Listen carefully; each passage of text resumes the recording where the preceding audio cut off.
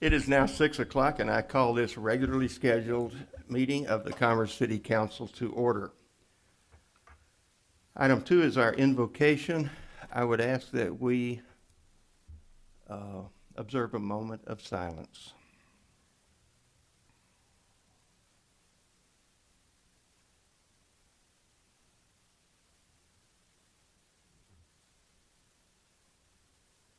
Thank you. Item 3 is our Pledge of Allegiance, and we're honored this evening to be led by the Commerce 12 years and under softball team. Would you please line up here and face the flag and lead us? Everyone please stand.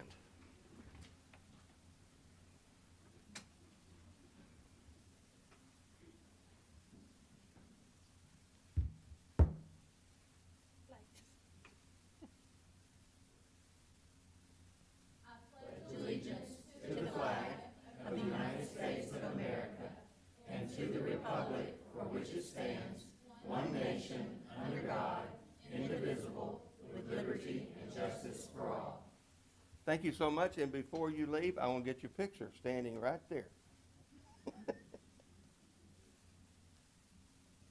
Thank you so much for being here. I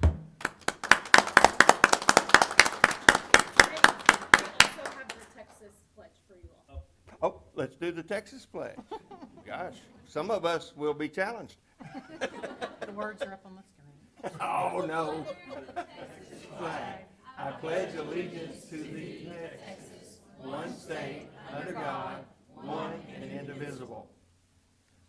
Again, thank you. If y'all want a group picture with the council in the back, you can just turn around and face the audience and let parents have an opportunity. There you go.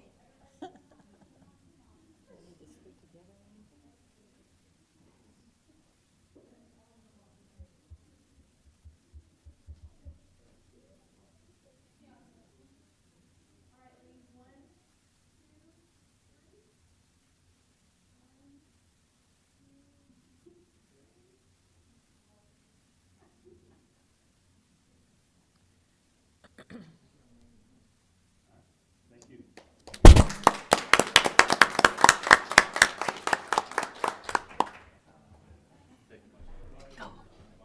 Man, we gotta make sure I'm not here. No, it's this seat. Right here, man. Thank you. Bye-bye.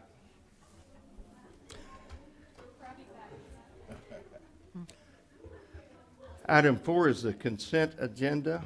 Is there any item on the consent agenda any council person wishes to remove?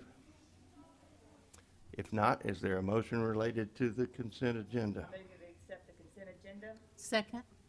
All in favor, say aye. Aye. Any opposed? That motion carries. Item 5, presentation to the city council by members of the public according to the rules stated in the agenda. I have no cards. Is there anyone here who wishes to address the council? Yes, ma'am. Approach the microphone. Tell us your name and address. My name's Carol Ann Davis. Pull it down. My address is 5252 FM 2874 in Commerce, Texas. And I'm here today, FM 2874 in Commerce, Texas.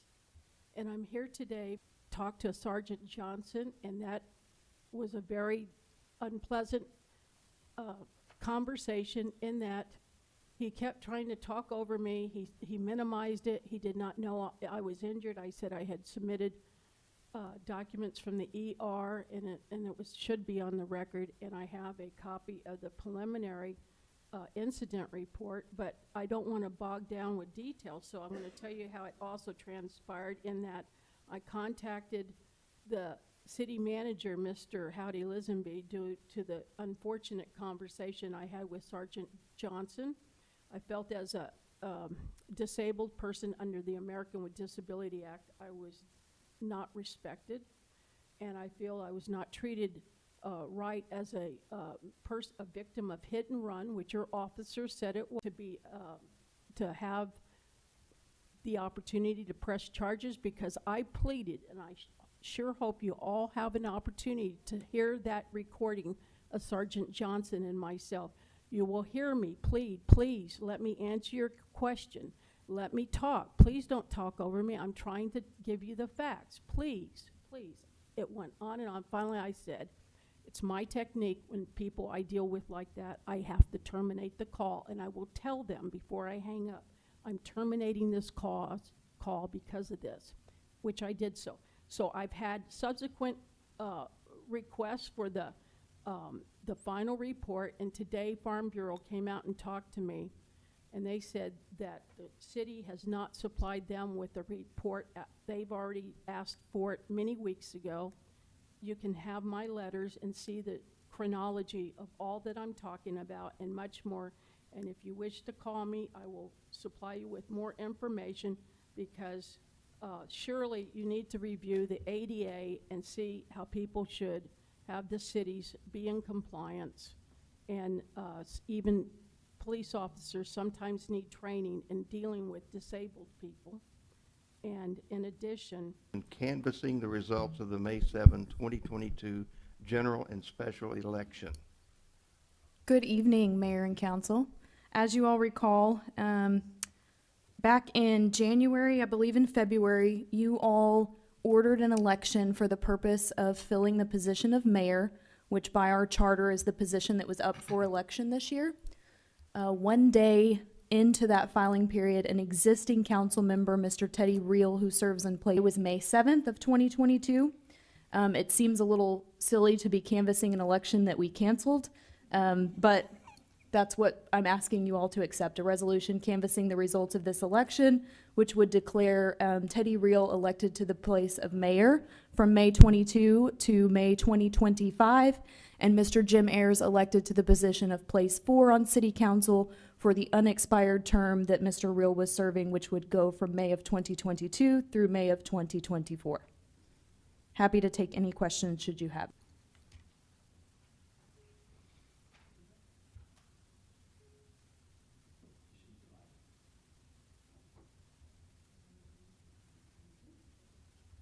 Hand her our phone. No, the phone.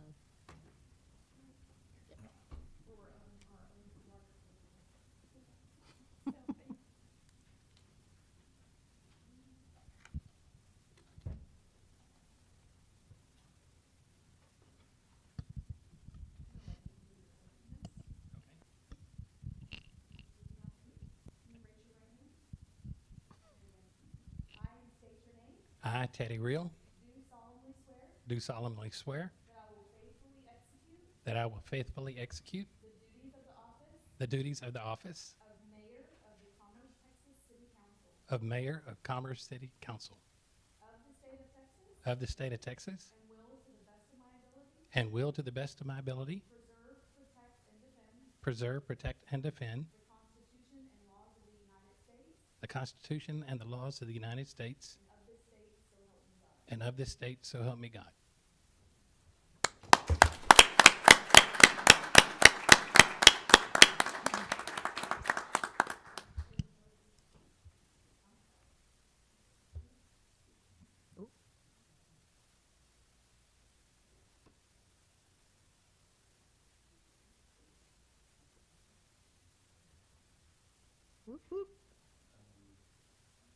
With newly elected council members Becky Thompson and Gene Lockhart. Wyman has lived in Commerce since he was 3 years old, graduating from Commerce High School in 1965, and continuing his education in commerce by obtaining a degree from East Texas State University. It changed us as we saw a pandemic that changed the way cities operated. Wyman led the City of Commerce through a time where everyone was told to stay home. Everyone was told to wear a mask that covered our nose and mouth if we went out in public. Zoom meetings became the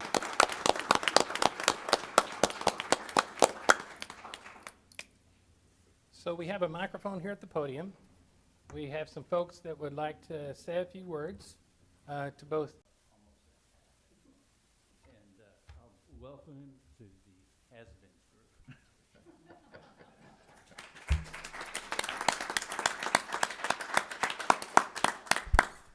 Okay. Thank you for all that you taught all of us, supporting us, cheering us all on as staff, helping us move projects along and making those important decisions that helped move commerce forward. Going off a lot.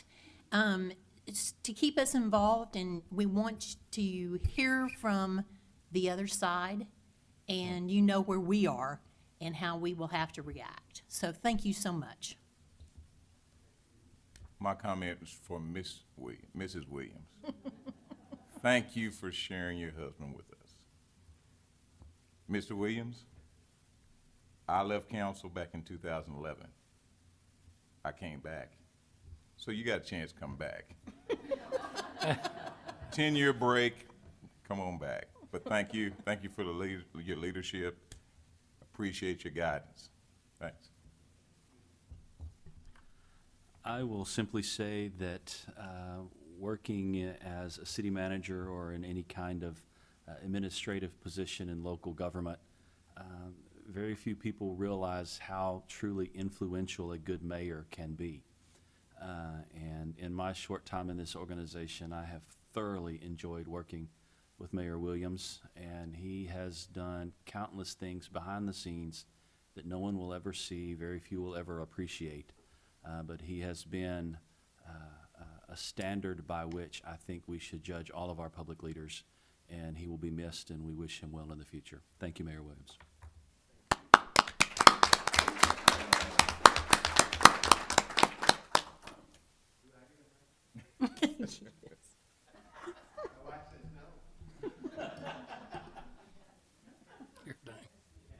Thank you. Well, thank you all for your kind words. I've got to thank this young lady right here.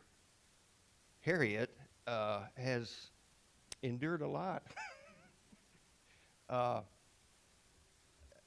6 years as mayor has been rewarding. It's an honor to serve as mayor. And it's wonderful to have a wife that tolerates me doing it, because she didn't encourage me to do it. I told her I was going to do it.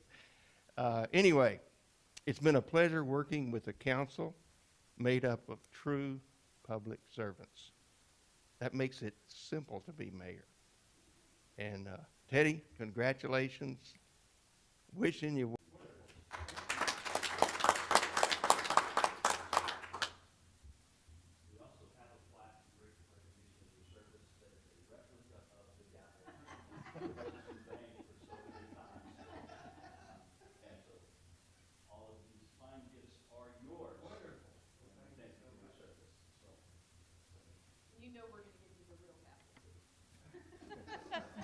Thank goodness.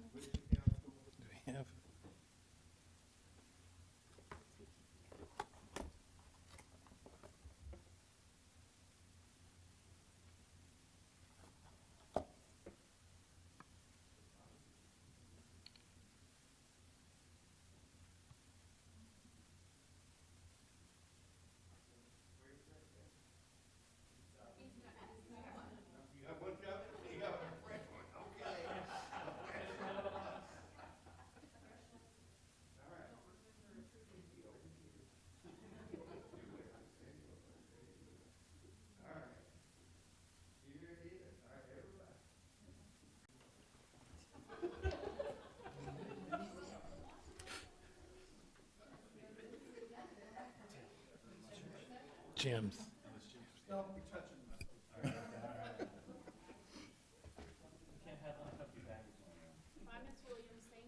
I will also say that Wyman has been very generous with his time, spending it with me every week, or most every week, since it was announced that I was going to become the mayor. There's no real class to become a mayor, but I used to tell Ann that I have my mayor class on Wednesday mornings with Wyman. So thank you, Wyman, for all your time. He told me he was walking out the door. Yeah, but watch, the phone's gonna start taking off. So, All right, the next item we have on the agenda is the item number 9. And will, to the best of my ability, preserve, protect, and defend the Constitution and laws of the United States and of this state, so help me God. Thank you.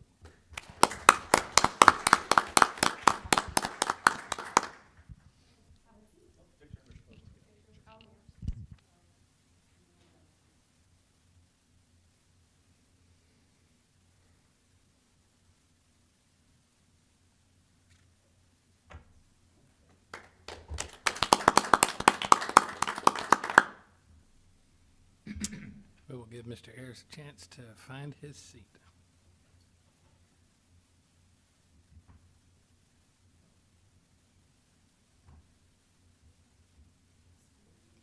Thank you.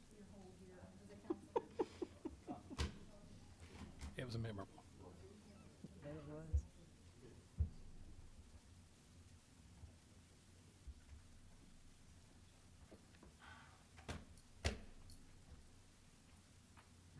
Okay, the next item we have on the agenda tonight is item 10, appointment by the Commerce City Council of the Mayor Pro Tem for May 22 through May 2023. Do I have a motion for a nomination? Yes, I would like to, Nominate. nominate Tony Henry. I second. Okay, is there any discussion?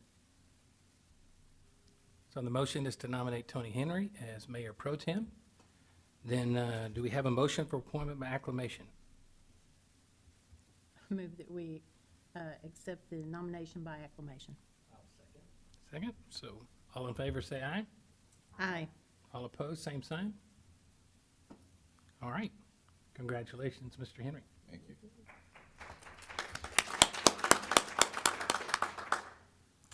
The next item is item 11, appointment by the Commerce City Council of an ex officio to the Commerce Economic Development Corporation. Well, do we have a motion of nomination for this position? I move that we nominate Becky Thompson for this position. Do we have a second? Second. All right. So the motion is to nominate Becky for the ex officio to the Commerce Economic Development Corporation. Do we have a motion for appointment by acclamation? So moved. Second. All in favor say aye. Aye. Aye. All opposed, same sign. Aye. Any opposed, same sign. Motion carries. Congratulations, Mr. Ayers.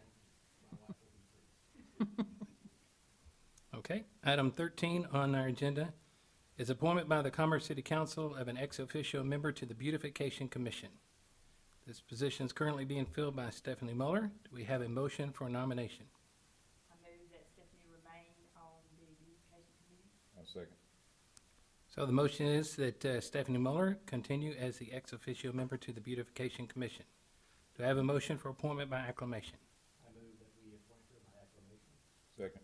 All in favor say aye. Aye. All opposed, same sign. Motion carries. Congratulations, Ms. Thank you. Muller. Item 14, discussion related to the procedures for city council meetings. Howdy Lisenby, City Manager.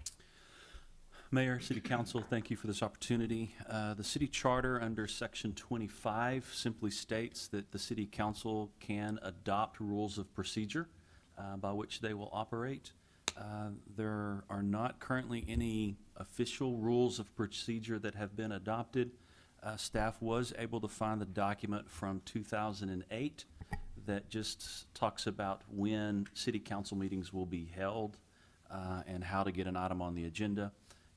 But beyond that, there's really not any adopted rules of procedure that you'll follow.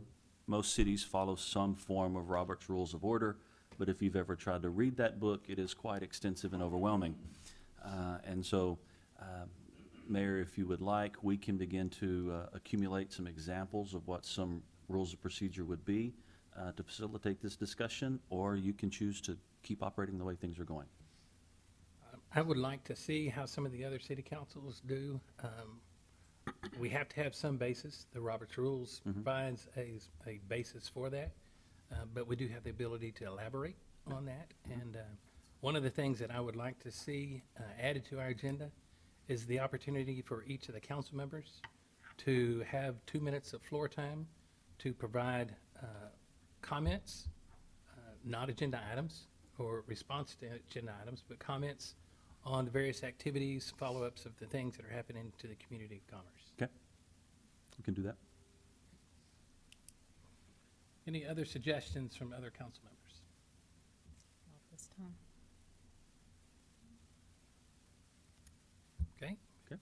All right, if there's nothing else, then let's move on to item 15, the presentation for the hotel occupancy tax allocations. Ms. Campbell, Finance Director. All right. Good evening, Mayor and Council. Good evening. So this evening, before we get started with the presentations, I'm just going to go over where we are in our hotel tax fund. Where we are right now is, if we're looking at our fund balance, some of you may remember that we had hit a point where we had a negative fund balance. And so we have kind of taken on an approach of where we've been pretty conservative with, I guess, allocating out the funds. So beginning in 2018, we began the application process. And we also began allocating funds based on a reimbursement process. So even though you budget for an allocation to certain Children's Museum and the Chamber, they have to go through a reimbursement process throughout the fiscal year. So the city manager and myself go through and make sure that it still falls within the two-step process, right? So we make sure that the funding is still eligible. And we do that because at the end of every fiscal year, I have to turn in a report to the state that says that the funds were used for eligible expenses. And so as you can see, our fund balance has been recovering. And it is at a much healthier, it's in a much better state than what it was in 2017. So moving on to our revenue, of course, in 2019 and 2020, our revenue saw a big dip. But because we had the fund balance available, our expenditures were higher in 2020, but we had the fund balance to cover that expense. In 2021, our expenses did not match our revenue. Our revenue started coming back. We start seeing a little bit higher. In 2022, we've received all of the revenue that we will receive for our hotel revenue tax. And that's only because the hotel that we have here pays us twice a year, and they've already paid us twice this year. We are budgeting for $30,000 in revenue for next year. So it is my recommendation that you stay within that $30,000 when you're thinking about your allocations. So on the next slide, I just kind of give you the 4 people that have turned in applications. We have the Chamber, the Children's Museum. We have the marketing agreement that we do with the billboard and with the scoreboard at the college. And we have a new one this year, which is Champs, which is the Heart of Texas Bowl, and the amount that they have put on their request forms. And then, of course, for this council meeting, you do not have to actually decide what your allocation is going to be. This is really just for you guys to hear their presentations, ask them any questions, and then in our budget calendar, next month is when I'm going to ask for you guys to give me your decision so we can budget it into our budget next year. So without further ado, I believe we're going to hand it on over to the Chamber. So, Paul? I know that, well, I'll just start and then we'll get to some of the things, bullet points I want to talk to you about. And at the end, if y'all have some questions, we have any time left over, well, I'll get that with you. Mayor, City Council, Chamber, the city manager, thank you for having us tonight. Good evening, and thank you for the opportunity to address you on the issue of hotel tax distribution and funds. From the City of Commerce to entities to qualify for these funds under the law by the Texas legislature. The generic name for this tax is Texas Two-Step. For those who don't know, there are very specific qualifications that must be met to obtain these funds. The first element of the Part 1 is called heads and beds. First element of this two-part process is this expenditure must contribute to put heads and beds locally. This comes out of the local hotel tax monies only. If this first part is not done, the process cannot continue. You cannot legally proceed to Part 2 if Part 1 is not compiled with. The Chamber of Commerce has and continues to try to make sure that we have accurate information about our events and overnight stays in our local hotel.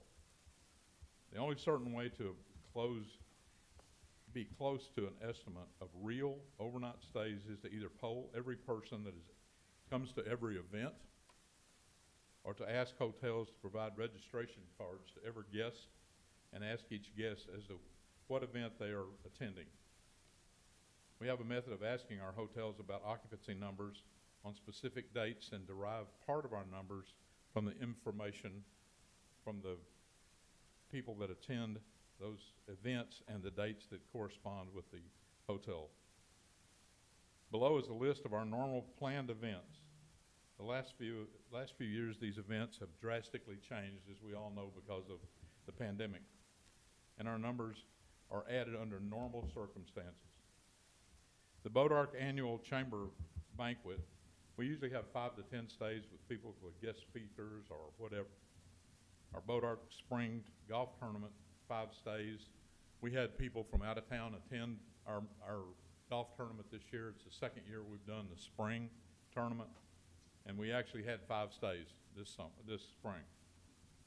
The Bodark Annual Spring Downtown Car Show, we have people coming. We had people this year from Texarkana. We had people from Lubbock and Amarillo come. So it was really exciting about that. And the average is 5 to 10 stays.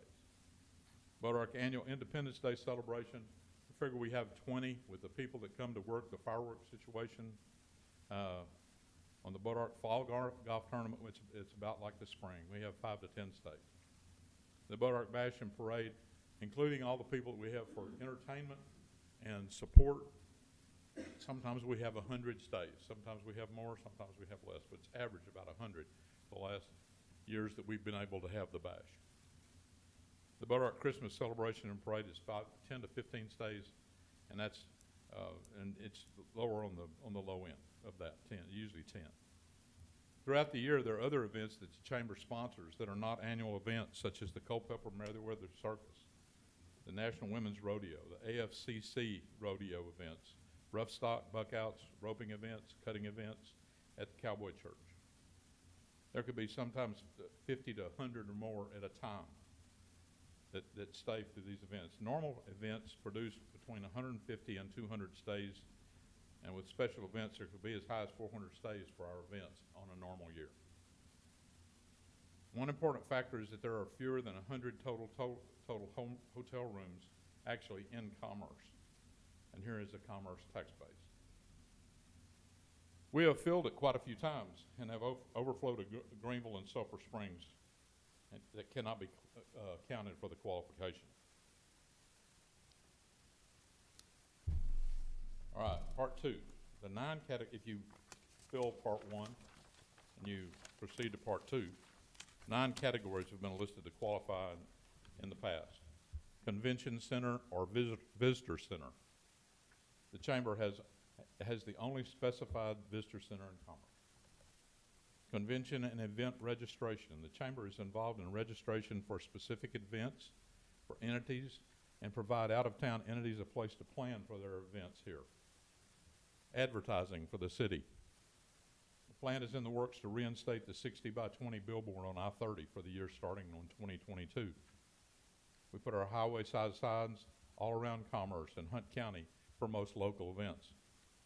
This includes information and direction to Commerce We advertise in the Herald Banner, the Hunt County Shopper, the Millennium Shopper, Rains County Leader, Festival of Texas, Statewide Magazine, Who Fish, Events Crazy, County Line Magazine, various Facebook pages, Northeast Texas Visitors Guide. And that actually goes in, some of those guides are actually in every port of entry for the state of Texas when you're coming into the state.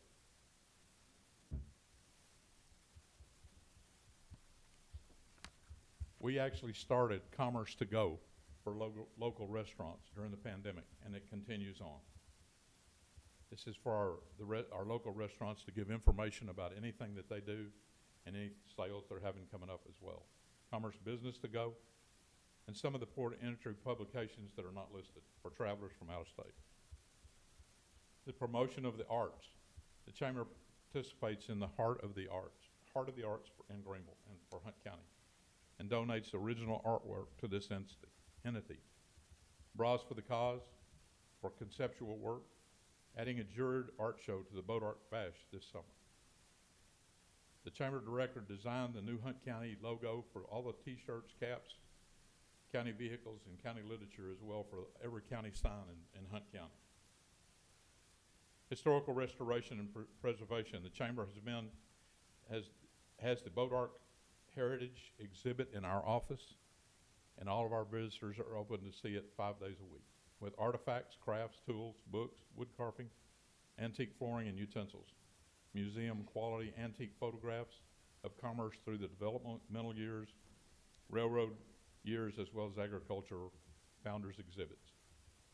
The Chamber publicizes and supports sporting events at the local level as through our school system as well as the university. However, we probably do not qualify for this entitlement.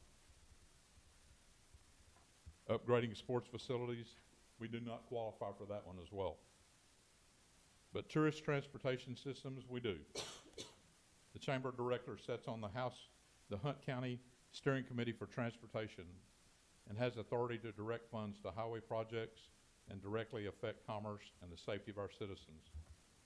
The Director has headed the Transportation Committee for Hunt County Governmental Affairs for the last 7 years and written position papers to take to the state legislature in Austin for plans for all of our Hunt County road projects, which affects us as we speak. The Director also sits on the Sulphur River Regional Mobility Authority Board as a sworn member to consult on all road projects in Delta, Fannin, Hunt, and Lamar counties. Signage directing the public to sites and attractions that are visited by hotel guests in the city. The Chamber has signs posted throughout the city directing visitors as well as citizens to all events that are citywide, especially those organized by the Chamber, as well as some of the groups and organizations in commerce. The Chamber was also responsible for the concept of funding the LED electronic information signs around the city to promote any information or events that involve public information and the good for commerce. As you see, the Chamber meets all requirements according to the Texas state law to receive funds from the local hotel tax revenue. The Chamber of Commerce is the first stop for anyone that is serious about information about Commerce, Texas. Last year, the Chamber asked the City Council to reduce their fair and equitable funds for distribution to the Chamber. Since the pandemic was still having a bad impact on the city and local businesses, we asked for only $1,000 last year. We have $5,039.04 in the hotel tax fund in our account, especially for that fund. We are not going to ask for a dollar amount this year because I have no idea what's going to happen. We don't know. Y'all don't know. Y'all heard $30,000 a while ago. That's more than it has been. The funds distributed to all the entities that are making requests. I asked for all the funds distributed to the entities that are making requests to be treated equally and fairly according to the law. We make this presentation in good faith that the City Council will render a fair and impartial ruling on the merits of our application as requested for the HOT funds. The Chamber represents the business community of commerce and the workforce that fuels these businesses, and an environment of cooperation and success for all concerned. The Chamber is at work for every day promoting commerce and everything about commerce. Our events are free to anyone who comes to enjoy them and see what commerce is all about. We are a 501c6 nonprofit and survive by donations and sponsorships alone. We are not only the Commerce Chamber of Commerce, we're your Commerce Chamber of Commerce. Thank you for your time and your cooperation in this matter. And if you have any questions about any of that, I'll either answer them tonight or whenever you want to talk about it. Any questions for the Chamber of Commerce Director? Thank you, Paul. Thank you very Appreciate your much. time. Jamie, who's next on the list? The next one is going to be the Texas Children's Museum. Northeast Texas. Okay, is there a let-down function? So you should be able to hit the right arrow, is that correct, Paul? There we go, yeah. Well, first, hello, Mayor and Council. How exciting it is to be here on this night of transition. So best of luck to all of you in your new positions. The Northeast Texas Children's Museum is beginning its 20th year, and we have had a 4-month attendance of over 14,000 visitors to the Children's Museum. Okay, welcome to the children, to the Children's Museum. So with these projected figures, we could easily have over 40,000 visitors to the museum this year. Last week, we had 1,500 visitors in just 1 week. And so I asked myself, everybody knows it's field trip time, and you can see the schools there in blue lining up to come in. But when I looked at the figures of the 1,500, I found that almost 1/3 of these people were adults who are driving in their cars to Commerce to buy gas. They are having to go buy something for lunch because the school cafeteria did not provide their lunch. So we definitely are having an impact. And speaking of impact, I was recently surprised when 3 different people have come up to me and said, I was in the Metroplex, and when people find out I'm from Commerce, the first thing they say to me is, you're from the city that has the great Children's Museum. And so we are helping to put Commerce on the map with what we are providing at the Northeast Texas Children's Museum. So we have multiple events that have, okay, so the events that we had this last year to promote tourism and also to promote the hotel motel industry, we had the Spooky Night at the museum, and we had 352 people attending. We had Brunch with Santa, and there we had 348 in attendance. We had a luncheon and a style show, 83, and that was in the ice. Over the Moon, Daddy-Daughter Dance with 377 in attendance. And the silent auction we recently had with 195 in attendance. And when we think of these multiple events, in 2021, we only had, and I do say only, 25,000. And if you remember in 21, we had many pauses for COVID. But our visitors came from 254 different communities.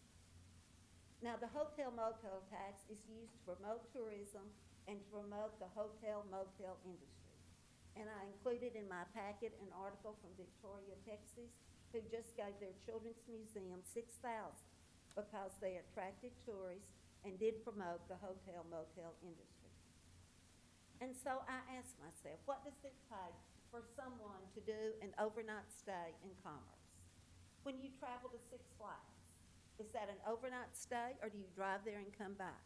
If you go to a Ranger ball game, is that an overnight stay? So then I started thinking, really, we should be working together. If we really want to get serious about attracting tourists to Commerce, it needs to be a group effort. We have begun a relationship with Lake Ralph Hall. They are going to be putting in a fossil dig at the Children's Museum, and they recently coordinated a visit with representatives from the Perot Museum, the Children's Museum, and the Upper Trinity River Authority. And we met at the Perot Museum, and they have all kinds of plans, and we do too, to make this something, and they want us to have a 10-year agreement with them. So we have just begun to foster this relationship, And wouldn't it be wonderful if people coming to Lake Ralph Hall would come to the lake and then say, but we want to spend the night at in Commerce so we can visit the Children's Museum the next day. It is very difficult for any one event to, if you think about your trips to Six Flags, to places in the Metroplex, those are usually drive there and drive back. So if we really want to get serious about promoting things in Commerce, it needs to be a group effort, and we need to see what we can get them to come, not just to the Children's Museum, but if we want that overnight stay, they need to have a second thing to attract them. And we are proposing that we work with Lake Ralph Hall. We've already started that, and we think that there is all kinds of possibilities in the future for that. So we are asking the City of Commerce to support this relationship and hope that this is the day in our future that people will come to the Children's Museum, or they will be at come to the museum and say, hey, let's go to Lake Ralph Hall, or go to Lake Ralph Hall and say, but we don't want to leave Commerce without coming to the Children's Museum. I think this should be our goal, and I ask you to work with me to make it happen. Any questions? Are there any questions? All right. I'm always impressed at how much you got going on. Thank you. Thank you very much.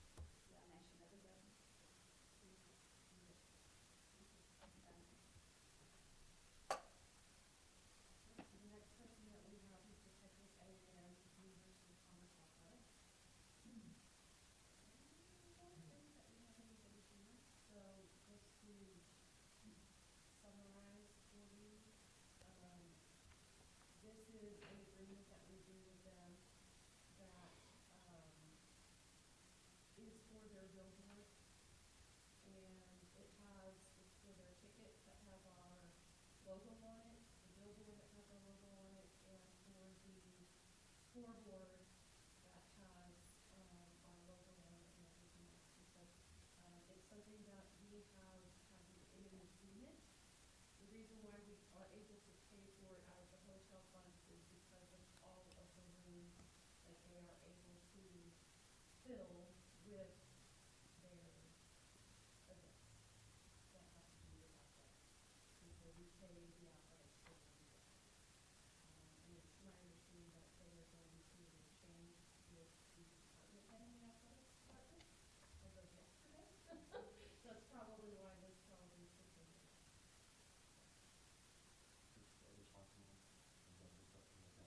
There were three.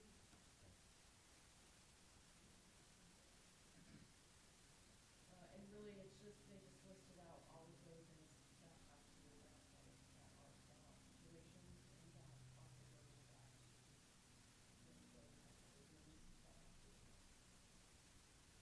And so then if you are coming along with us to, the heart of Texas Club, is that right? Or the hot club, as Mona and I have called it. Mr. Mayor, City Manager, and Council, thank you for the opportunity to be here. But before I start, I just want to say that the beginning of your meeting today was awesome. I thought you recognized your mayor very well. And then these presentations that we've just heard are excellent. I don't think I can be that eloquent, but I'm going to try to at least tell you what the Heart of Texas Bowl is. I'd like to hand this out real quick, just to kind of glance at it, and I'll pick them up here in a minute because I need them back. Thank you.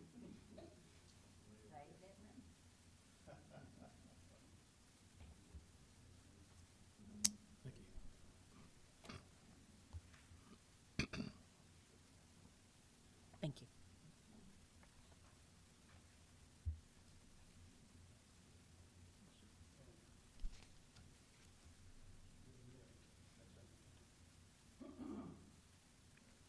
This last year was the first year that the Tips Champs Heart of Texas Bowl came to Commerce, Texas. And we were very excited about that, had a great game. The game is televised. It went into 52 to 55 million homes, which is good. Gives us, it continually runs. You can go on YouTube right now and pull it up. It's on there, so it'll stay on there for the year. This is a football bowl game. started in 2001 with a junior college national game.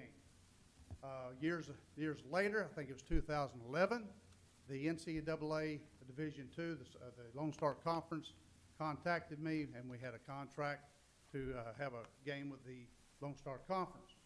One of those games was Texas A&M Commerce, and I think Coach Carpel had just won the title that year, but they didn't get a playoff bid, and so they came to our game and beat East Central Oklahoma 72 to, I think, 24, something like that. Beat them pretty good. So that's very good. So you'll see that bowl, the football trophy in the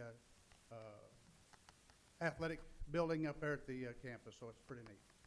CHAMPS is a word that stands for Communities Helping Americans Mature, Progress, and Succeed. It's a program within America's Drug-Free Productions. Yes, I need to work it. You working it for me? I can, or you can just click Why don't you work it for me? You're better than I am. So, America's Drug-Free Productions is the host company. I'm president, CEO, began that company. We're a 501c3 nonprofit organization. And the CHAMPS program in that is a program that we do for educational benefit of our children. We put on assemblies and give out educational information on the dangers of drugs, alcohol, teen suicide, and teen bullying. Within that, we go out and we do assemblies, etc.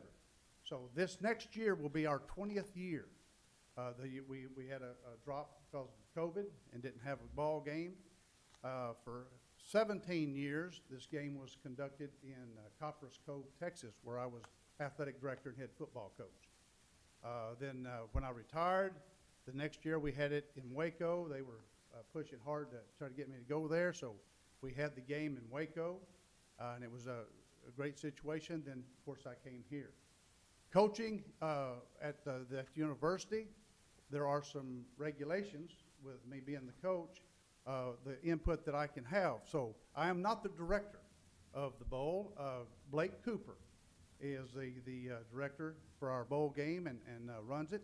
And I can tell him in the background what we need to do and put a great committee together that I'm looking and seeing many of you here that are on that committee. And it was an excellent ball game. So that's what we do, and that's what the CHAMPS program is about. We are a company that is dedicated to helping children, and that's what we want to do. All of our advertisements that go on TV are centered around that. We use different artists. Mark Farner of Grand Funk Railroad is one of the big ones that I have, and Chuck Negron of Three Dog Night is another one that comes in, does commercials for me. But we run those commercials throughout the state at different times, and I think putting that together with commerce is going to be a great thing. Bringing it to Memorial Stadium and in this area, there's interest. It's great interest. Now, what this is all about, of course, is for the hotel occupancy tax. How many heads and beds do we put in there? Well, this last year, we had to have our teams put in Sulphur Springs and in Greenville because we put this thing together late, and the Magnuson had already had some rooms booked, and we couldn't get the whole motel locked down for us. So having now time now, I believe there's 64 rooms at the Magnuson. We will have a team that will be in there. That'll take 40 rooms, so there'll be 80 people in there, and then they'll come in the night before. So that's 2 nights of 160 people in that motel, not counting the motels that we still book in Greenville and Sulphur Springs. We will have an attendance. We anticipate, if we do the 2 games, of about 7,500 people, about 300 to 3,500 for each ball game. As it continues to grow, it'll get bigger than that. I think I think that we'll do that this year because we have much more time to advertise and have the word out there, and it's on all the colleges' websites. So, that being said, we're asking you for $5,000 to help the cost of the bowl, if you see yourself able to do that. And whether you do or not, we're going to have the bowl here and help commerce, and that's what we're all about. So if you can help, we greatly appreciate it. It'll help us even have a better bowl game. help defray our expenses. Is there any questions that you might have, or anything I might be able to answer for you? It's just a football bowl game, a lot of fun. Any questions for Mr. Welch? All right. Thank you very much. Thank you, Jack. I'm a little short-handed, that's. Yeah, that's right. Thank you all very much. Thank you. Okay, the next item on the agenda tonight is item 16, discussion and possible action on a resolution authorizing the financing of the city's FY 2022 dump truck purchase through Cypress Bank and authorizing the city manager or his designee to execute any necessary documentation. Good evening, Mayor and Council again. So, we have some good news. The dump truck that we ordered, or that you approved the purchase of, is actually done a lot sooner than we were expecting, which is good news for this year. Seems out of the norm for this year. And so we've gone out for 3 bids to the 3 local banks here. We went to Alliance Bank, Cypress, and Guarantee Bank. Cypress came back with the best bid of 3% for 60-month financing. This is how we budgeted to finance this dump truck. And so this is the action item for you guys to either allow us to finance the dump truck that you allowed us to purchase. Otherwise, I will have to find cash in the budget. Any questions? Any questions? Explain to me if I'm catching up. Sure. What is finished earlier than you thought? So when we ordered the dump truck, and in this fiscal year, we are having lots of supply chain issues. And so a couple of the pieces of equipment that we've had to order, we've had to come back a few times to council to change the order and to change the order, cancel the order, replace the order. For some reason, this dump truck has not had that issue. And so we were not expecting it until July or August. And so I got notification a few weeks ago that it was actually built and ready, and there were no change orders, and the price of the quote stayed the price of the quote, and that's somebody shining down on us. Dirt, yes. Mhm. And this, and just so you know, so this, we have a very old dump truck that is a 1993, I believe. And so during our budget process, one of our capital requests or from Public Works was to replace that 1993. And so when our plan is to take that 1993 dump truck to auction, and then whatever proceeds we get to that will go into our fund balance. I don't know what we will get for it, but we will get something, hopefully. Any other questions? So do we have a motion? I move that we approve the resolution awarding financing of the dump truck to Cypress Bank at an interest rate of 3%. Second. Okay. Thank you. The motion is the recommend approval of the resolution awarding finances on a dump truck to Cypress Bank at an interest rate of 3%. All in favor say aye. Aye. Any opposed, same sign. Motion carries. Thank you very much. Item 17, discussion and possible action on an ordinance amending ordinance 2021 through 23, which adopted the fiscal year 2022 FY 2022 budget to provide for the modification of the head count of the FY 2022 budget, providing for the approval of amendments, and providing for an effective date. Mayor, Council, Howdy Lisenby, City Manager. Thank you for the opportunity to present this tonight.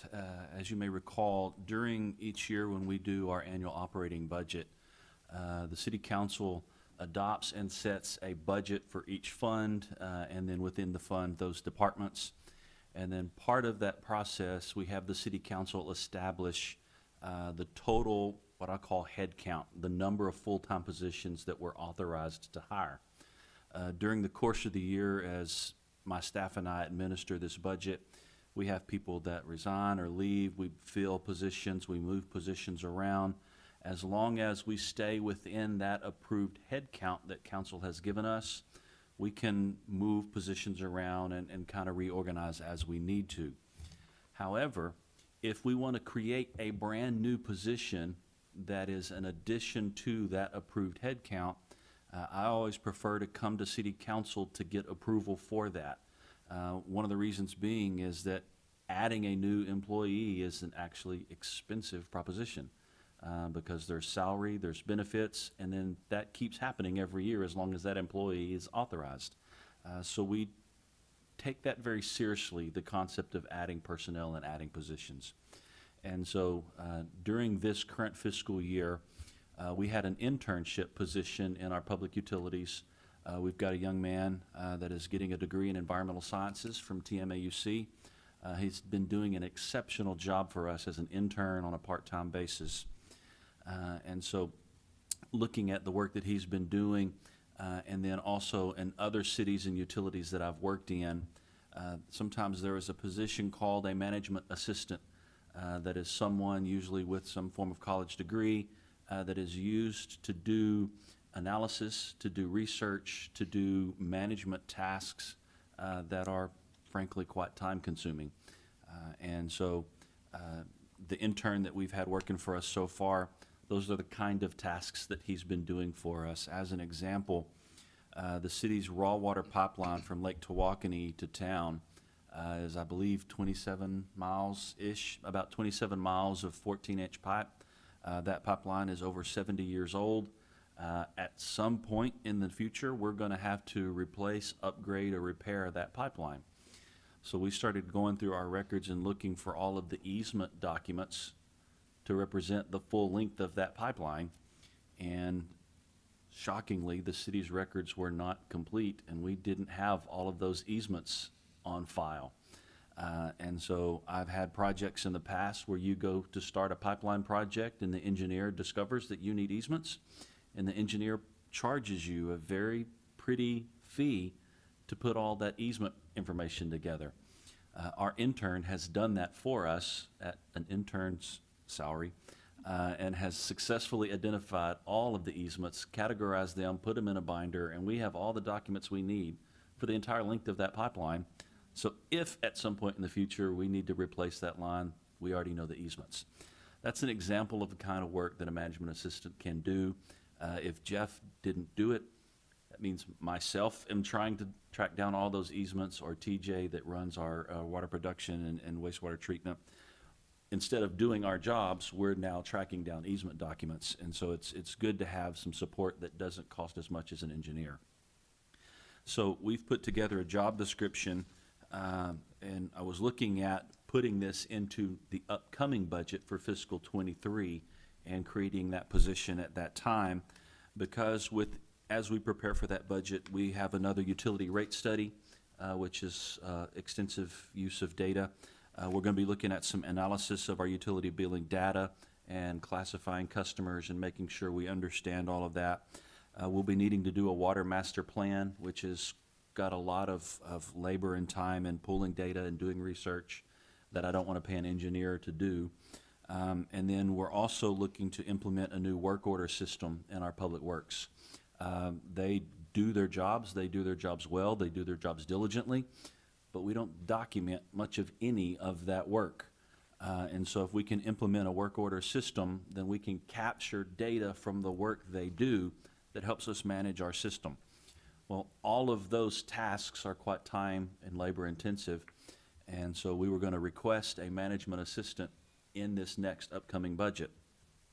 In talking with the young man that is our intern, he's very interested in taking that position as he wraps up his degree and rolling into a full-time position. But he's just completed his internship, and so between now and next year, he was going to start looking for jobs, and we would very likely lose him. And so what I am asking to do is amend the current operating budget to add the headcount for this management assistant position. You're going to be looking at less than $25,000 of impact to the utility budget, and we can absorb that in the current budget. So we're not increasing the budget, we're just asking for additional headcount so that we can capture this employee, go ahead and get this process started, As we go through the budget, you're going to hear from us. There's a lot of work that we need to do in pulling data together and researching for our utility. And this young man has shown himself to be quite competent and capable at doing that. So it's our request to add one staff position to the budget. It will be funded through savings we have within the budget. And then as you see next year's budget, we'll look at how that position is funded. But it is also easily funded through the utility as it stands right now. And so with that, we'll be happy to answer any questions. The 25,000 that you're talking about now, that's from here till the end of our fiscal year? is Yes, what we're talking that's salary and benefits. about. Okay.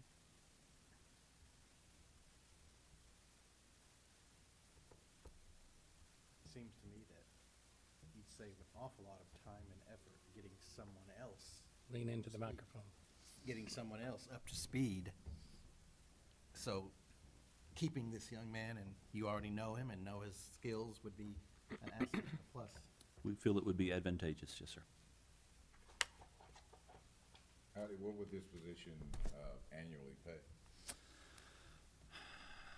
Base salary is, you accuse me of throwing darts at a dartboard, but I don't remember the exact number. It's $41,000 a year is, I think, what the base salary would be. Then you'd have some benefits on top of that. And so that's the ballpark, right around $40,000 a year. That's coming in as a management specialist at the level one. Including benefits? No, benefits would be on top of that. And so, System. yeah. So about 20% increase on top of that for benefits, so. It would, not in the general fund, it's in the public utility, the water fund, Water. yeah.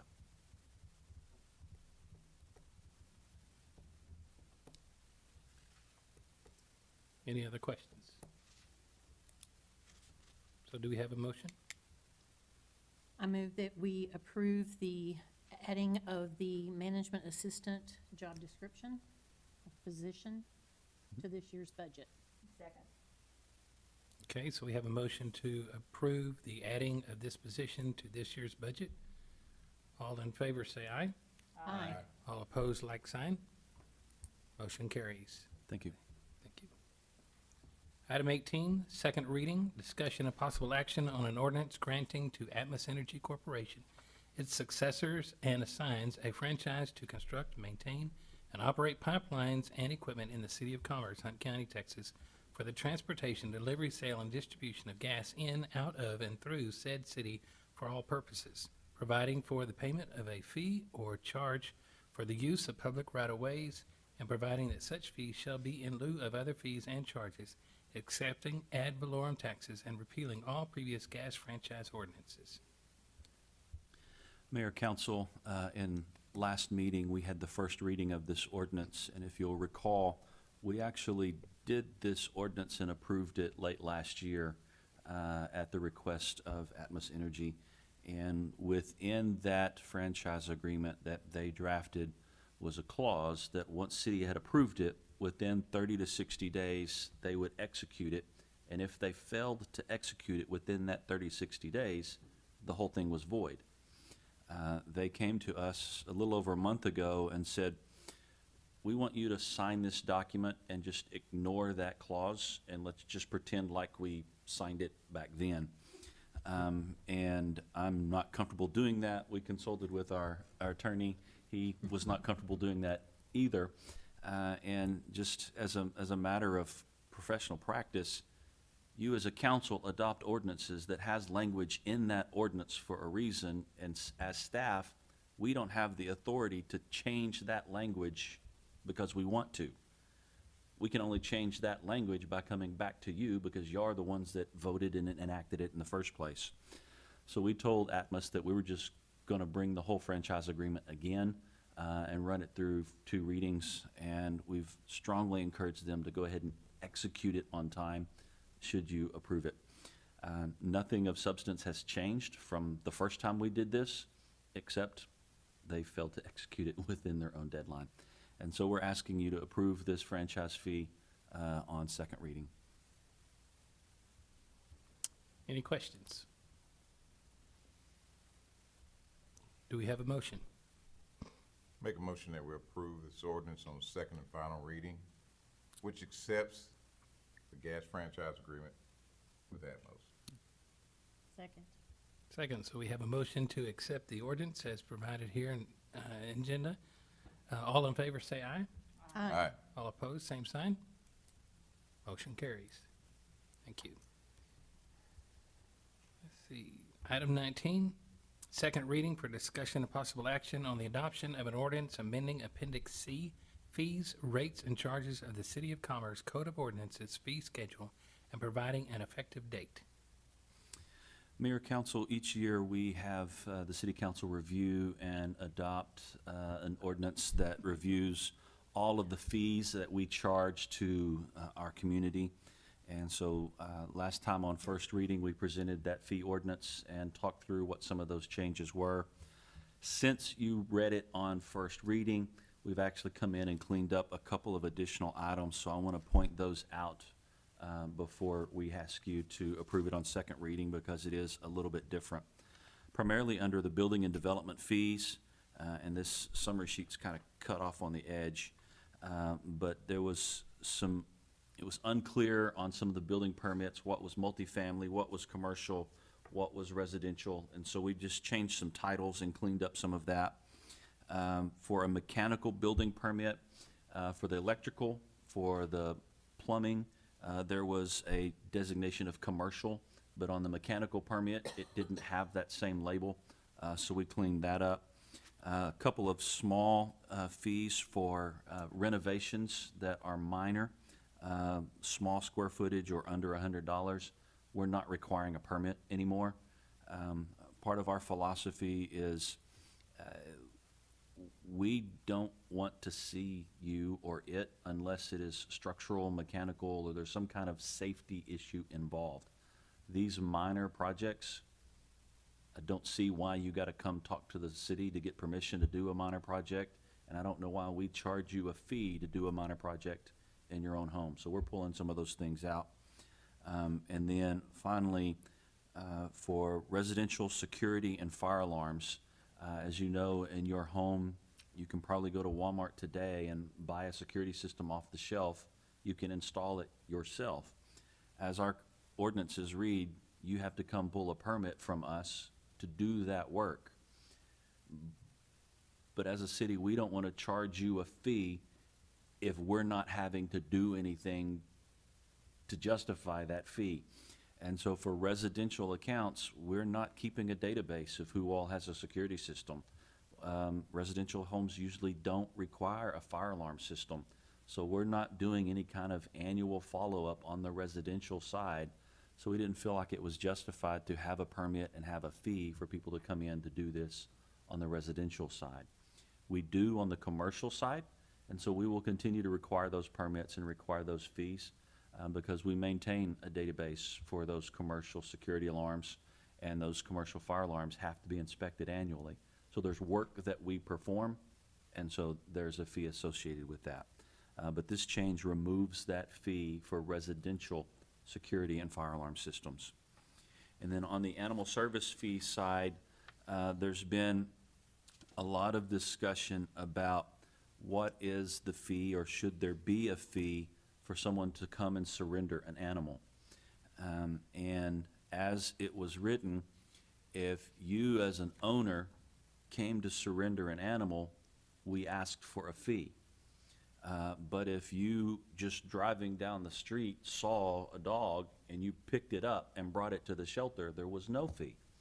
So what we began to see is homeowners would bring animals to us and say, we don't know this animal, it's not ours, we just picked it up, so that they could get out of paying the fee. And so there was a discrepancy whether you own it or not, is there a fee or not? And we wanted to close that loophole. So then the question became, well, should we have a fee at all? Because if we charge you $20 to drop off every animal and you have 5 animals, that's $100. Well, they're not going to pay $100, so they're probably just going to let it go on the street somewhere, and then we've got to go catch it and pick it up. So there's an argument to be made to have no fee so that it's easy for them to surrender the animal.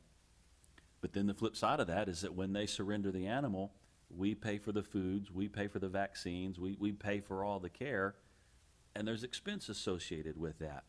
And so where we landed is, I believe, if you live in the city limits, to surrender up to 5 animals in any one event, it's $20.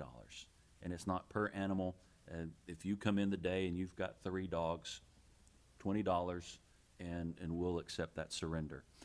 If you come in with more than 5 animals, we need to talk, because there's more expense involved with us, and we may not have capacity to take those animals. And so if they're within the city limits, it's $20 to surrender an animal. Or is it 25? No, 20 if you're inside the city limits. If you're outside the city limits, it's $25. If you're outside the county, it's $100.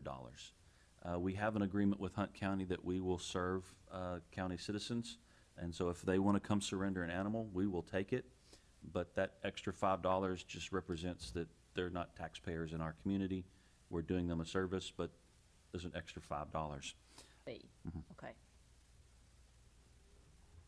I had a conversation the other day with an individual who's needing to build a ramp, and they were really concerned about having to have a permit to build a ramp. So will this, Yeah, that would be. less than $100, And it's a minor improvement. There's not going to be a permit fee. they'll be glad to hear it. Any other questions? Just one question, Howdy, does the first reading have to mimic the second reading completely? No. You can have alterations and adjustments between first and second reading. Okay. So do we have a motion? Make a motion that we pass on the second reading. Second. So I have a motion to pass on the second reading. All in favor say aye. Aye. All opposed, like sign. Motion carries. Item 20, City Manager's Report. Mayor, Council, we did have a member of the public come and make comments today, and so staff will put a packet of information together and provide that information to you that demonstrates the conversations that have gone back and forth with this individual and about this event. But without going into all of the details, when you have a minor traffic accident on private property, such as a parking lot, it becomes a civil matter rather than a criminal matter, because it wasn't on a street or a public right-of-way. And so when our officers respond to minor traffic vehicle accidents on a parking lot such as Walmart, there's a procedure that they follow, because it is civil, and the information that we collect mostly is for insurance agencies. But in that event, whoever was the victim of that, they are asked the question, do you want to press charges? And if they say yes, then there's another line of work that our officers are able to do.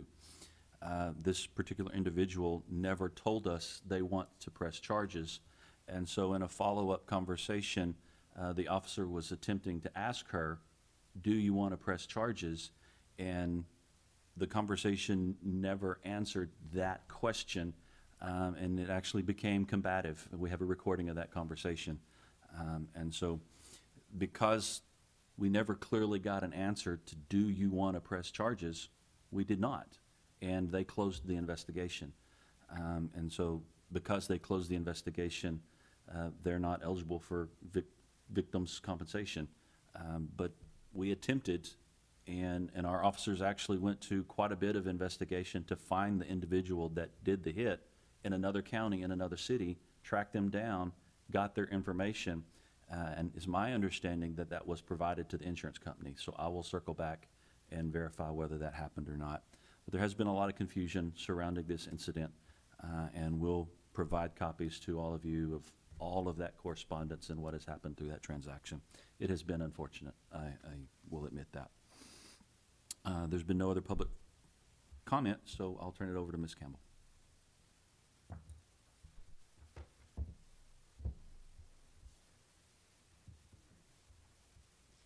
So we're going to start with property tax this evening.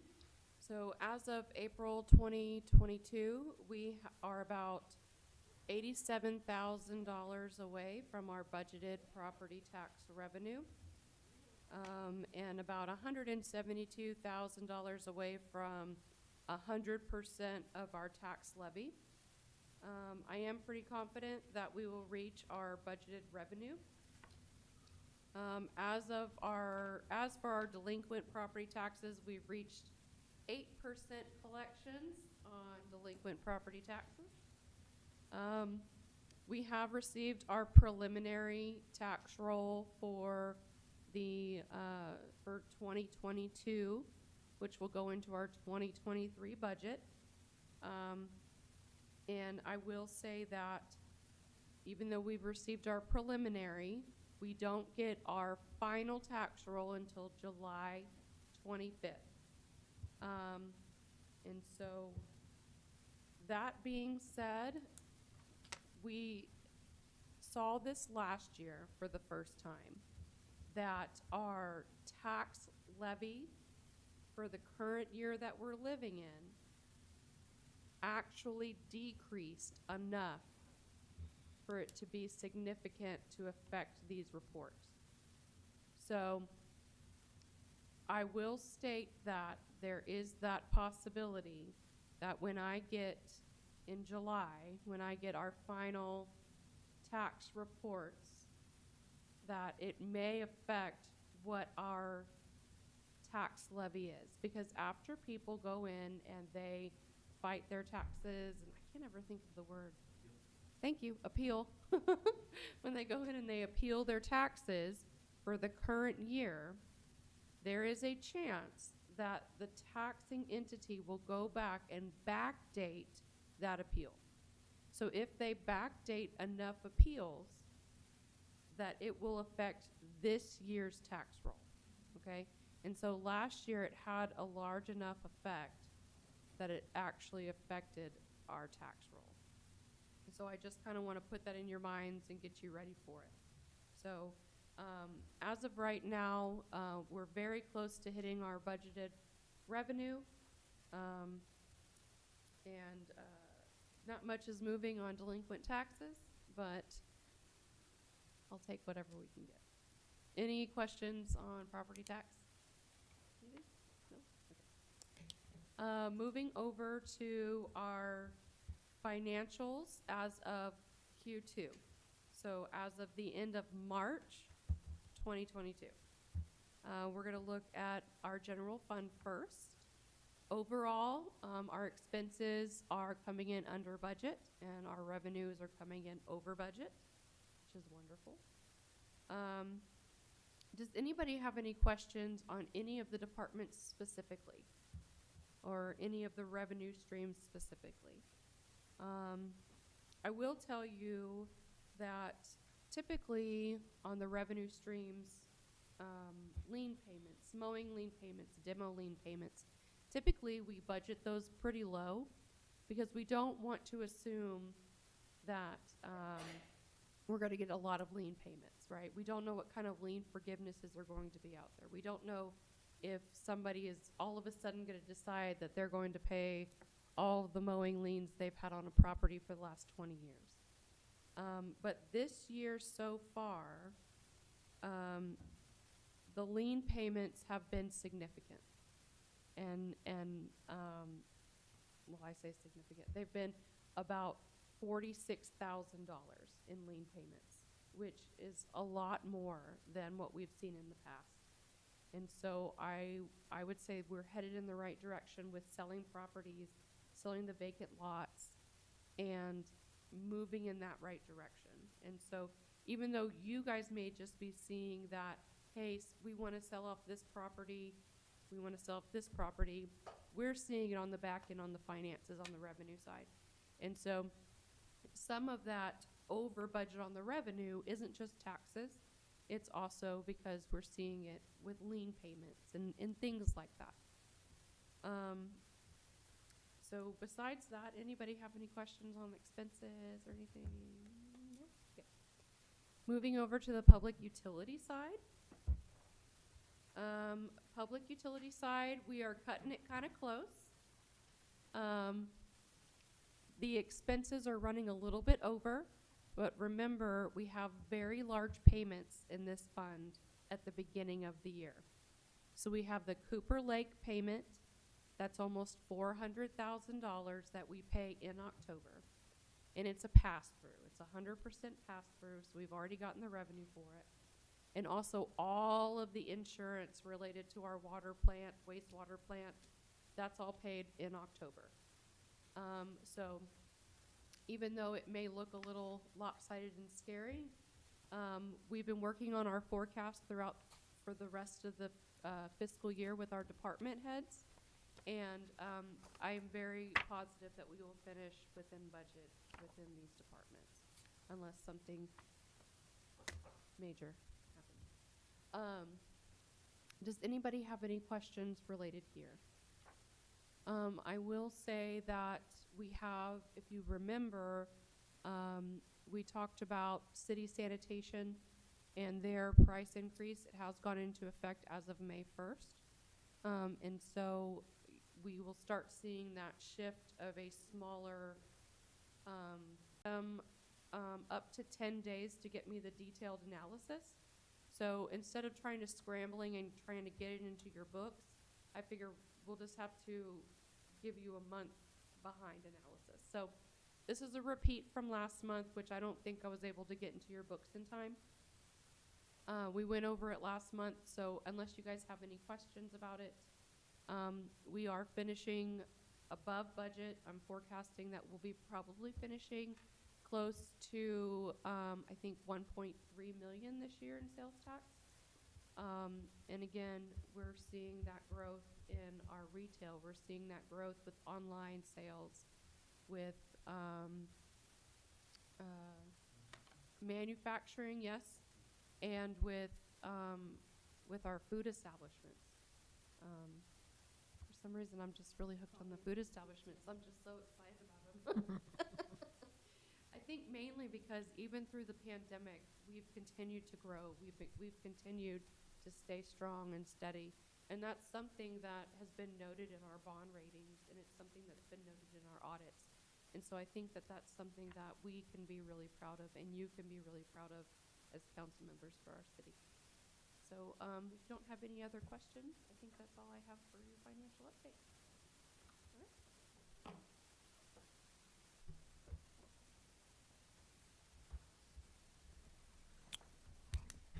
Calendar of upcoming events and meetings.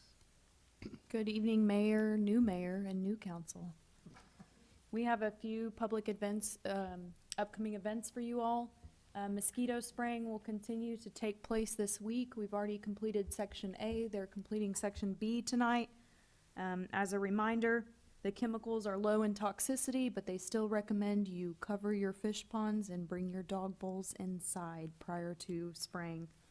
Should you need a copy of the mosquito spraying, I provided one here at the dais for all the council members. There's a stack out there for the public. We have a stack here at City Hall as well, and it's also available online at commercetx.org. When you get to our main page, there's a little button up in the right corner that says mosquito spraying schedule, so you can print one out. We spray from May all the way through September. If you recall, last year, City Manager Lisenby had us spray into October. We still had some mosquitoes testing positive, but we at least spray through September. Farmers Market, I believe we had our first Farmers Market, or our second, and that's going on beginning at 8 a.m. until they sell out, usually about noon. That takes place at 1100 Bonham Alley in downtown Commerce, over behind the square. They've been posting to social media lots of great stuff, lots of great produce and crafts, fresh flowers, lots of neat stuff. So if you haven't been, certainly visit our farmers market. As a reminder, the Texas primary runoffs election day is May 24th. Early voting for those runoffs is going on right now from May 16th. That ends May 20th. Should you choose to participate in early voting, you can go to the Hunt County Elections Administration Office. That's on Washington Street in downtown Greenville for early voting. And then the City of Commerce City Hall will be a polling place on Tuesday, May 24th, Election Day. We'll be here from 7 a.m. to 7 p.m. for voting in the primary runoffs.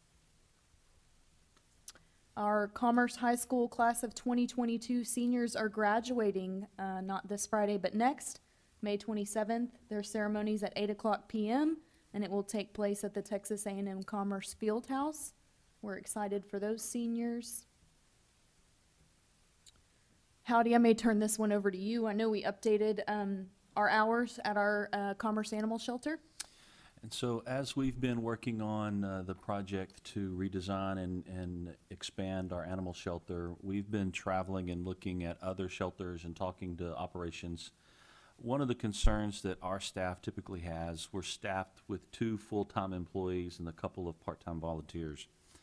And the cleaning and the maintenance requirements daily of that shelter to take care of these animals, there's a lot of work that gets involved. And so we've been open basically 8 to 5. And as soon as the doors open, we've got the public coming in, they're asking questions. And so trying to get all of that cleaning done during the day is a challenge because of the interruptions, the calls, and all the interactions. And with only 2 staff peoples, you start running into overtime pretty quickly. So as we talked with other shelters, we found that they would open at 8, but they would open to the public at 10. And that gives them those first 2 hours to get all of the cleaning, get all the maintenance, get all the medication, all that stuff done before they were open to the public. So once they were open to the public, they weren't trying to go back and forth and do all of this routine work. And so the shelters that we visited with all found that that was a much more effective schedule for their staff as well as for the public, because then when the public comes in, you've got our attention and we're not trying to multitask. And so we went ahead and made that adjustment and changed our hours of operations. We have had some feedback online that, well, this may not be convenient for people that are wanting to adopt animals. We've got to weigh the convenience of adopting, the requirements to do this cleaning and maintenance, and try to avoid overtime with 2 people. And so this is the schedule that we feel best tries to balance all of those concerns. And so we're advertising and making the public aware that this changed to our hours. We've pushed this information out to our social media platforms, but we wanted to make you all aware. We'll send it out to you all as well in email, so you have that information. Moving on to personnel. I think if people want to adopt an animal, they'll find the time. Yeah. It's also leaves a much better impression when that animal shelter is clean when they walk through the door instead of walking through first thing in the morning. Yeah.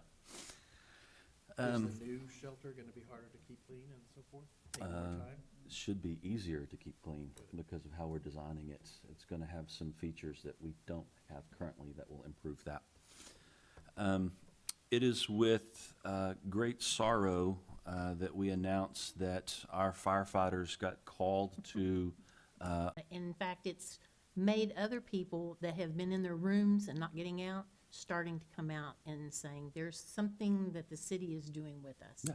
So I really appreciate this. It was a fun event. We were glad to participate. I've heard about it a lot. How could we have heard about it? I mean, you know. I didn't know it was happening. They just did it. They just did it. Oak and so- Manor did it. Yeah. No, yeah, Yeah. they just And called so- out. They have different events that they'll try to get people, but if, anytime you go over there and you ask if there's something that a community group or organization would like to take part, they will come up with something for you to do. Get on there. Before we leave personnel, I am personally excited to announce that we have found a candidate for our building inspector position. It is an internal candidate that we're transferring in internally. They don't come in with all the inspections license, but they have a fair amount of experience that is relevant. And so we will take them through probably a year of training. They'll work alongside the inspectors from Bureau Veritas. But it's been a year trying to fill this position, and it's definitely needed. And so we've made some progress, and we filled that position with an internal candidate, and we're excited to see how it works out. Who? I can't publicly announce that because we haven't discussed it all throughout the team yet. Okay. But it is an internal candidate that is not from our finance department, so. I did not think it was. She beat me off with a stick on that one. So, project updates. The city council, you have our routine update.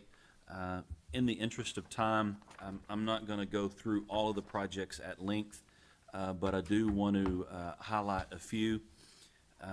The Ivory Moore Park improvements, the playground and the outdoor fitness gym, those materials are expected to be delivered. I put one on the desk. Okay. There's an extra one. Those materials are going to be delivered this month, and construction will start. I expect that construction project to be completed by the first half of June. And so you'll have a major facelift improvement to Ivory Moore Park this summer. Then in June, we'll roll over and start the playground improvements at City Park. I expect that installation to be completed June, early July. As these are completed, are we doing any kind? We'll do ribbon cuttings. Excellent. We'll do some events like that. Yes, sir. Splash pad, we are at the point of design now. We're almost completed with design, but we will see dirt work start in May. And so we'll start seeing some progress on those projects as well. And then I'm going to jump to the backside. I don't know if you saw the post to our social media, but we actually completed one of the projects on this list ahead of schedule and under budget. And that is the pump replacement at the wastewater treatment plant. That was a project y'all were talking about when I first got here, and we got this baby done. And so the before picture, I'm sorry, go back. On the right-hand side, you see the one lone pump that we've had working at the wastewater treatment plant, and it's been operating at about half capacity for a couple of years. And so now that we have all three pumps in operation, they've all been tested, they're all working. If we were to run all three pumps at the same time, we could be moving 6 million gallons of water a day. And so while we had the first pump on and tested, we had a fairly significant rain. That rain typically would have flooded the wastewater treatment plant, and we'd had water on top of the ground. One of these new pumps took care of the whole thing. We didn't have any flooding, and the plant worked the way it's supposed to for the first time in a number of years. So the team out there are very thankful that you allowed this project to get funded and completed, and it feels good to mark one off the list. We got that one done. And the water treatment plant project, that contract has been awarded, materials have been ordered, and we're looking forward to get that project started on the ground in the very near future. You get excited about some weird things. I get excited about really weird things. The last thing I'll say is the raw water motor control project at Lake Tawakoni that has been the gift that keeps giving to us. Because we were able to make some changes to the design and the specifications, our contractor is very optimistic that they will be able to complete that project before the end of December, so that we should have a very strong chance of not losing that grant money. And that is incredibly good news, and we're very happy to communicate that. Before we move on from projects, was able to go on the radio today. You're going to start seeing us push some information out. In the month of April, we did a community satisfaction survey throughout the month of April. We only promoted it through social media because it was kind of a quick turnaround approach. We had 128 people from the community participate. That's not a statistically significant number of responses if we wanted to take that and apply it accurately over our entire population. However, the results were not surprising. The greatest source of dissatisfaction for our community is streets, and the number one recommended source for investment of our resources was streets.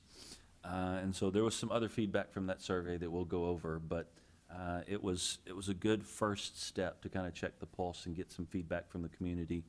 As we move forward, we'll continue to do these a couple of times a year and find better and more effective ways to grow the participation in that survey. But we're looking forward to talking with the community about what we're doing to improve the level of service that they communicated they were not satisfied with. And so we take that very seriously. The last thing, I've been asked to talk about the old nursing home on Charity Street, which was a code enforcement issue.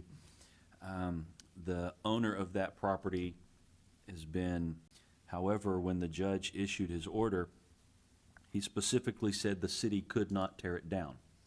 Usually when we condemn a property, if they don't remedy and if they don't tear it down, we have the option to do so. The judge specifically removed that option from us. And so we've been trying to find creative ways to improve that property without the city having to go back to court or having to try to tear it down. We're making some progress. Hopefully, they'll follow it through. But that's where we stand on that old nursing home. So with that, that concludes our project update. If you have any questions, we'll be happy to answer them. Who chose the lovely color of blue on that building? The owner. Yeah. Is it zoned for that type of, It's zoned general business, and our code's not real clear on indoor storage. It talks about mini warehouses. It's not really a mini warehouse, but that use requires a conditional use permit. And so we're trying to figure out exactly where it lands. It's either allowed in general business or it requires a conditional use permit. We don't have the full answer on that one yet. Any other questions? The next item on the agenda is recess into executive session. Do we have a need to recess? No need. Now, delighted to say we don't have to go into executive session. Thank you, Charles. but Glad you're here. It was a possibility if you wanted to talk about the mayor pro tem. Unfortunately, maybe for executive session time, you did not, and that's already handled, so. All right. Then the last item on the agenda is to adjourn. Do we have a motion to adjourn? All in favor, say aye. aye. All opposed, same sign. Has the option to recognize them, but they don't have to. It's oftentimes a way to control time. People get up to speak, and they don't follow the time guidelines that they're given.